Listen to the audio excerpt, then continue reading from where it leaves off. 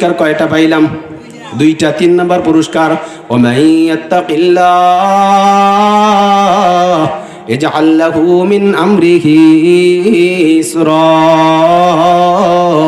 ও বান্দা তোমরা শোনো, যারা তাকওয়া হাসিল করবা, যারা আমি আল্লাহর ভয় নিয়ে চলবা,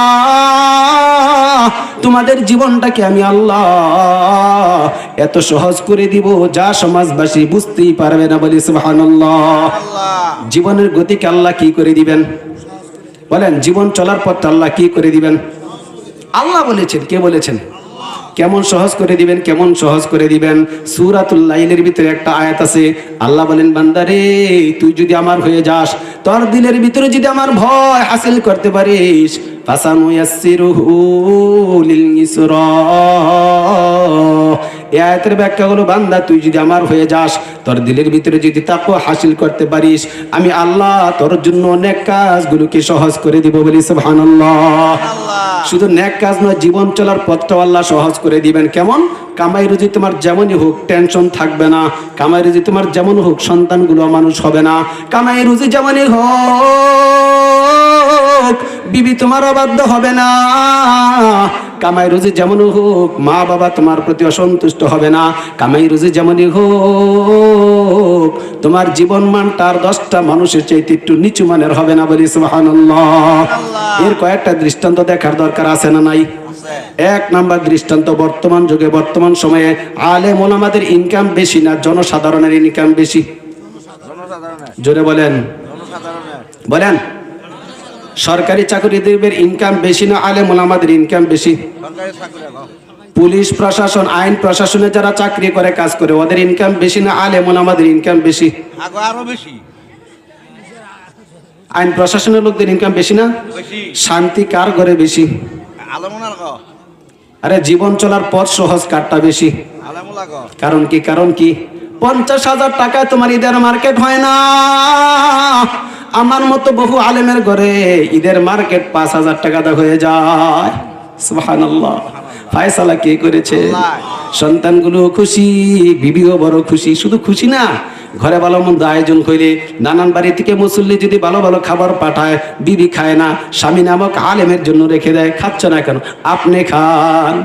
বলেন, খাচ্ছ না কেন? বলে আপনি খান, আমি বড় ভালো লাগে, আপনাকে খাইতে দেখতে আমার কাছে ভালো লাগে। কেন? বলে দিলের ভিতরে মহাব্বত দেন কি আল্লাহ। ওমাইয়াত্তাকিল্লাহ ইয়াজআল লাহু মিন আমরিহি ইসরা। ও বান্দা তুমি তাকওয়া হাসিল করো। শুধু আলেমদের জন্য বলছি না, যারা নামাজি হয়ে সাধারণ মুসলিম হয়ে তাকওয়া হাসিল করবা, তাদের জীবনটাও এমন হয়ে যাইবা, কামাই রুজি যেমনই হোক তোমার জীবনটা মানসম্মত হবে। আলেম ওলামাদের জীবন মানসম্মত কি সম্মত না?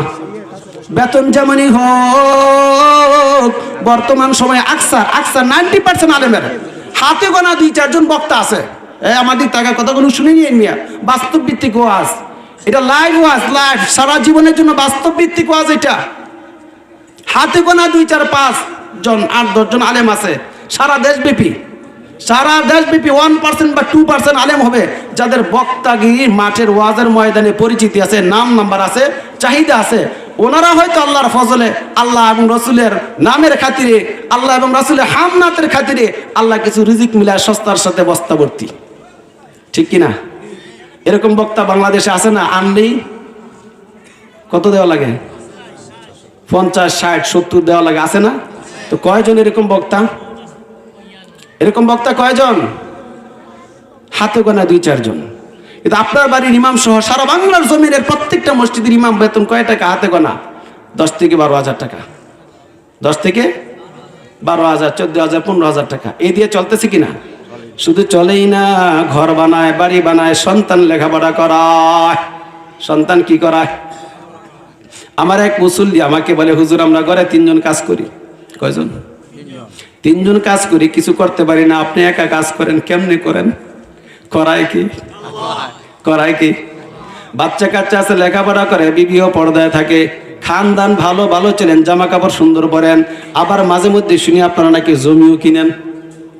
আপনারা নাকি কি কিনেন? জমিও কিনেন। তাও কি ভালো প্রপার এলাকায় কিনেন, তেমন যে গ্রাম্য নয়। সোনারগাঁয়ের মতো প্রপার এলাকায় ভালো জায়গায় জমি জমা কেনেন, কোত্থেকে বলি আমি পাই না, আমার মালিক মিলিয়ে দেয়, বলি সুবহানাল্লাহ। একটা কথা বললাম, এরকম আছে না নাই? চলতেছে কিনা? ফায়সালা কার? একজন পুলিশ প্রশাসনের লোকের কাছে জিজ্ঞেস করেন, বেতন বাদে বেতন নাই, ইনকাম কত?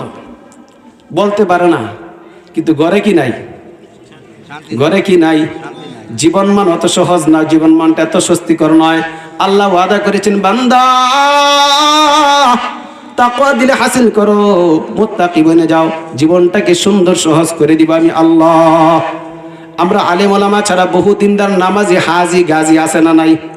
যারা আল্লাহর হুকুম মেনে চলে, চরমনায় উজাদি যারা যাওয়ার সুবাদে আলেম ওলামাদের সোহবতে থাকার কারণে বহু দিনদার ভাই আছে যারা দিনের পথে চলার চেষ্টা করে, ওদের জীবনমানটা গিয়ে দেখেন, আল্লাহ যেমন বলেছেন তেমন সুন্দর করে দিয়েছেন, বলি সুবহানাল্লাহ। তাহলে কয়টা পুরস্কার পাইলাম? তিনটা। 1 নম্বর বিপদ মুক্তি, 2 নম্বর রিজিকের ফায়সালা, 3 নম্বর জীবনমান সহজ করে দেওয়া। জমিনে দিবে, জমিনে দিবে, মরার পরে না মিয়া, এখানে দিবে। কোথায়? কোথায় দিবে? এখানে দিবে, হায়াতের জীবদ্দশায় দিবে। 2টা পুরস্কার হায়াতের পরবর্তী জীবনে, হাসরের মাঠে, ময়দানে মাহশারে, চরম বিপদের দিন, যেদিন কেউ কাউকে চিনবে না, কেউ কাউকে পরিচয় দিবে না, জানার পরও বলবে না জানি, চিনার পরও বলবে না চিনি, পারলে ফাঁসায় দিবে, বা আল্লাহ হেরে ধরেন, আল্লাহ হেরে ছেড়ে দিতেছেন, আমি তো জানি হ্যাঁ হের গাছের কলা চুরি করছে, আল্লাহ হ্যাঁ হের গাছে থেকে ডাব চুরি করে খাইছে, আমারে কইছে। আল্লাহ কিন্তু রাতের বেলা পেঁপে চুরি করে খাইছে, অমুকের বাড়ি থেকে একটা মেরা চুরি করে খাইছে, ছাগল চুরি করে খাইছে। সমাজে ঘটে কি ঘটে না? তখন ফাঁসানোর চেষ্টা করবে, ওই বিপদের দিন, চরম বিপদের দিন। আল্লাহ পাক ওয়াদা করেন, বান্দা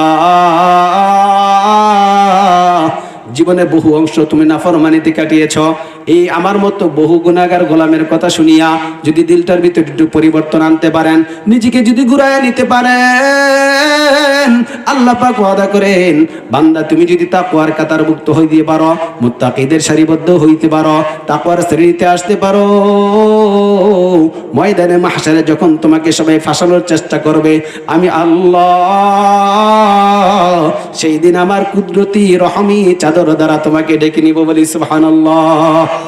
বুখারী শরীফের হাদিসের বর্ণনা, বিচারের সময় আল্লাহ পাক বহু বান্দাকে এইভাবে ঢেকে নিবেন, আয় আয় বান্দা আয়, তোর ভিতরে আমার ভয় ঢুকেছিল, আমার ভয় নিয়ে মালিককে ডেকেছিস, আজকে আয় আয়, তোর গুনার কথাগুলো মানুষের কাছে প্রকাশ করব না, তোর গুনাহগুলো আমি এখানে গোপন করে রাখবো। আল্লাহ পাক কোরআনের ভাষায় বলেন, ওয়া মাইয়াত্তাকিল্লাহ ইকাফির আনহু সাইয়্যাতি, বলি সুবহানাল্লাহ। 4 নম্বর পুরস্কার আল্লাহ বলেন, বান্দারে তুই যদি মুত্তাকি হতে পারিস, আমি আল্লাহ তোর জগৎ জীবনের যত গুনাহ আছে সবগুলোকে আমি আল্লাহ মাফ করে দিব, বলি সুবহানাল্লাহ। শুধু মাফ করবেন তা নয়, যে গুনাহগুলো করেছিলাম ওই গুনাহগুলোকে আল্লাহ পাক নেক দ্বারা বদল করে দিবেন, বলি সুবহানাল্লাহ। নেক দ্বারা বদল করে দিবেন তো দিবেন। ওই চিত্রটা এমন হবে, যখন আল্লাহ কাছে ডাকবেন, এদিকে আসবে আল্লাহ, এরকম আমলনামাটা হাতে ধরায় দিবে, ধরো এগুলা তুমি করছো কেন, একটু পড়ো। ও বান্দা নিচের দিক, আমার দিক তাকায় লক্ষ্য করেন, এভাবে তাকায় তাকায় পড়বে। আল্লাহ জিজ্ঞেস করবে, কি রে তুই করেছিস? বান্দা জবানে বলবে না, মাথা নিয়ে বলবে আল্লাহ এগুলো আমি করেছি। ভয়ের কারণে বান্দা চুপ হয়ে যাবে, কোনো কথা বলবে না, কোনো শব্দ করবে না, ইশারা দিয়ে বলবে হ্যাঁ আল্লাহ আমি এগুলো করেছি। আল্লাহ বলবেন, ভয় পাইস না, জীবনের একটা মুহূর্ত এসেছিল যখন তুই আমি আল্লাহর ভয় তোর দিলে লালন করেছিস, নাফরমানি ছেড়েছিস, তোর আগেকার জীবনের নাফরমানিগুলো আমি আল্লাহ মাফ করে দিয়েছি, বলি সুবহানাল্লাহ। যখন আল্লাহ ঘোষণা করবেন, এই ফেরেশতারা শুন, আমার বান্দা যত পাপ করেছে সব পাপগুলোকে নেক দ্বারা পরিবর্তন করে দে। এই ঘোষণা শুনবার পর এবার বান্দা আমাদের তাকানো, একটু ফিলিংসটা দেখেন, এই যখন শুনবে আল্লাহ বলবে আমার বান্দার পাপগুলোকে নেক দ্বারা বদল করে দে, এবার বান্দা সিনা টান করে বলবে আল্লাহ এখানে একটু ফাঁকা আছে। কি আছে? আল্লাহ আমার এখানে একটা বড় পাপের থাকার কথা, আমি তো বড় একটা কাম করছিলাম, বড় একটা পাপের কাজ করছি, আল্লাহ এটা তো দেখছি না। আল্লাহ পাক নিজেও তখন হেসে দিবেন, বলি সুবহানাল্লাহ।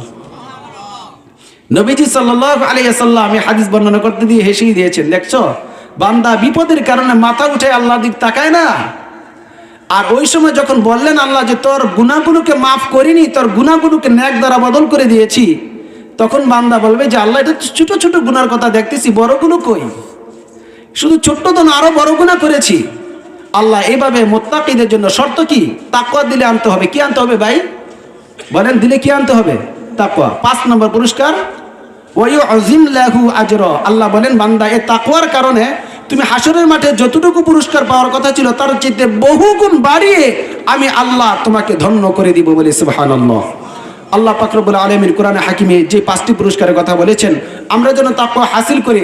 তাকওয়ার অর্থ আমরা শুরুতে শুনেছি আল্লাহর পছন্দের কাজ করা, অপছন্দের কাজ বলেন ছাড়া। আল্লাহর পছন্দের কাজ যেন করতে পারি, অপছন্দের কাজগুলো যেন ছাড়তে পারি। আল্লাহ যেন আমাদের সবাইকে সে তৌফিক নসিব করেন। আমিন। আলহামদুলিল্লাহি রাব্বিল আলামিন।